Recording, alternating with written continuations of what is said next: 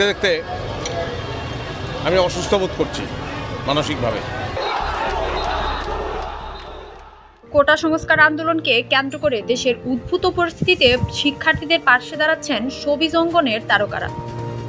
আন্দোলনরত শিক্ষার্থীদের ৯ দফা দাবির সাথে সংহতি প্রকাশ করে বৃহস্পতিবার ১ আগস্ট ঢাকার মানিক মিয়া অ্যাভিনিউ এলাকায় জাতীয় সংসদ ভবনের সামনে সকাল ১১টায় বৃহত্তর চলচ্চিত্র, আলোকচিত্র, থিয়েটার, গণমাধ্যম সহ দৃশ্য মাধ্যমের নানা শাখার কর্মীরা দৃশ্য মাধ্যম শিল্পী সমাজ ব্যানারে প্রতিবাদ তারা।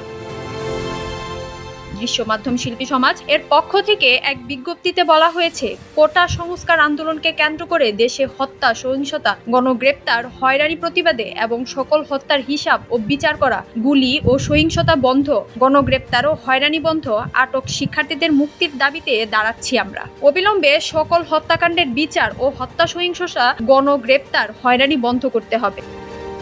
বিজ্ঞপ্তিতে আরও বলা হয় যে ন্যায্যতা, সমতা ও মানবিক মর্যাদার অঙ্গীকার নিয়ে মহান মুক্তিযুদ্ধের মাধ্যমে ঘটেছিল স্বাধীন বাংলাদেশের উদ্ভূতয়, সেই বাংলাদেশের নাগরিক হিসেবে নিরাপত্তা ও ন্যায় বিচার আমাদের সাংবিধানিক অধিকার। ভয়হীন, ন্যায্য, মানবিক মর্যাদার বাংলাদেশ চাই। লিপিকা ফিরোজ, দৈনিক সকালের দুনিয়া।